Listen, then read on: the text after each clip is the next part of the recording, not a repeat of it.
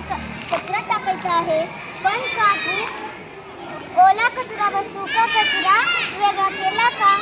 म्हणजे अहो, ओला कचरा व सुका कचरा वेगळा करावा म्हणजे काय ग मुलींनो?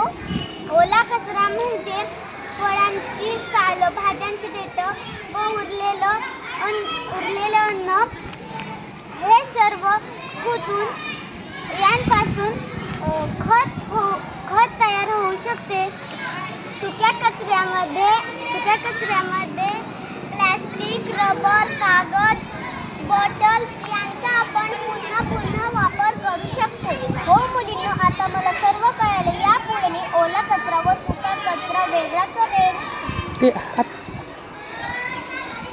करूया कचऱ्याचे व्यवस्थापन, ठेवूया परिसर स्वच्छ व सुंदर.